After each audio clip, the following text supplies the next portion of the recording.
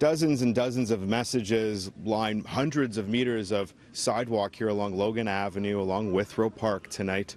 I'm Adrian Ghobrial. You can see over here there's some young kids and families which are leaving some new messages. It's heading north all the way up towards Danforth Avenue. That's what organizers hope. I want to share one of the messages with you right here. This one reads, "Hope is the thing with feathers that perches in the soul and sings the song without words and never stops at all." E. Dickinson. Now, making sense of the senseless can be a tough thing for anyone here in this community, in our city tonight. Though for some here, in some small way, this is how the community is coming together. Now, I spoke with the woman who came up with this idea during the dark hours of last night. I texted my neighbor who has two small kids, and I asked Sophie if she had any chalk, and she, of course, texted me back and said, of course.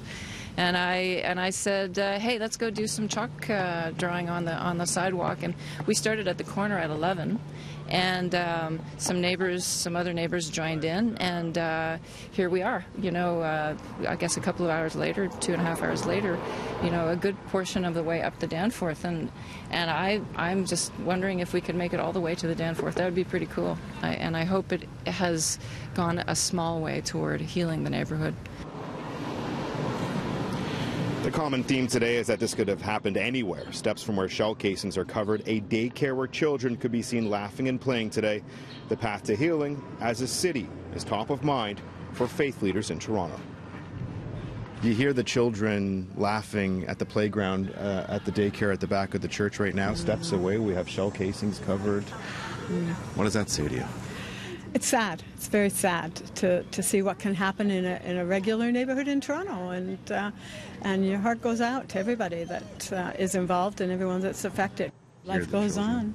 Yeah. Life goes on, and mind you, it's not nearly as noisy as it usually is. We usually have twice as many children as are here today. A lot of them aren't here.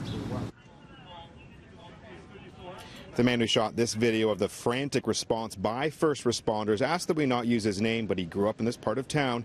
He was walking out of a friend's tattoo parlor on the Danforth last night when two victims, both shot in the leg, came running, pleading for help. Came running in as we were walking out. And how? What did you guys do? You tried to bandage them? We wrapped them up. The police lines are all busy. We tried calling it, and then wrapped them up. The ambulance was there pretty quick.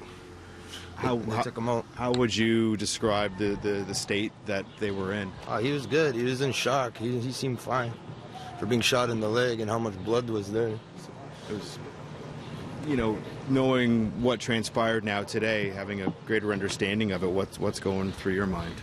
It could have been a matter of seconds, right? We were just headed out. If it would have been two minutes later, could have been you. Could have been us, you know. But I don't know, the city's getting too violent right now. Something's got to happen about that. That's all I got to say. How does this community, how does it move on from here? How does it heal from this? I don't know. Gotta stop the violence, I guess. This was just, you know, I could see if it was somebody who did something, deserved it, that'd be a different story. But you're shooting innocent people, you're shooting kids. That's not right there. Everyone we've spoken with today obviously agree this is not acceptable in any neighborhood in Toronto, not at Danforth and Logan, not at Jane and Finch. Ahead on City News, I speak with one business owner who opened up her chocolate shop near the Danforth today. She tells us why it was important she opened her door even after her brother last night came face to face with the shooter. We'll also speak with other longtime area residents who were nearly caught in the crossfire. He saw us, did the surveillance cameras, or looked on the surveillance cameras in his restaurant, and saw that the employees and the customers were all running towards the kitchen. So he lives across, just around the corner, and he thought he'd come to the restaurant and see. So when he left his house from the back laneway, there was a guy that was walking behind him, and very close. So my brother looked back, and the guy said, "Don't worry, man, I'm not going to shoot you." And my brother just kind of didn't realize that there was a shooter and that there were shootings going on, and just said, "Thanks, man," and, you know, just kind of shrugged his shoulders and walked up towards Bowden. And then when he made a left, as they got closer to 7 Numbers, the shooter told my brother to get out of the way, and then he started to shoot at the restaurant, 7 numbers, and then the police car came and he shot at the police car. So my brother spent the night at the police station giving his statement. So he's very shaken up. My sister-in-law is very shaken up. We're all very shaken up, but I'm not afraid. I think this was just something, unfortunately, that happened, and it happened on Yonge Street, which was tragic, and it's happened here. But I think everyone's just going to come together and support each other. Noni Fenby says 15 people ran into her chocolate shop to hide in the basement last night. About 15 minutes before that, Michael Hollett, the co-founder of Now Magazine and president of North by Northeast, was having ice cream at Fenby's Avoca Chocolatier with his wife and son. Hollett, a long-standing area resident, and his family were going to go for a walk on the Danforth, but decided to go home. That's when the shots erupted. I heard the pops, and in my mind, you're always looking for logic that doesn't involve something as illogical as this horrible tragedy. And so I thought it must be fireworks or something. And my wife goes, "Those are gunshots." And then she said it. I knew she was right. I wondered how that could be.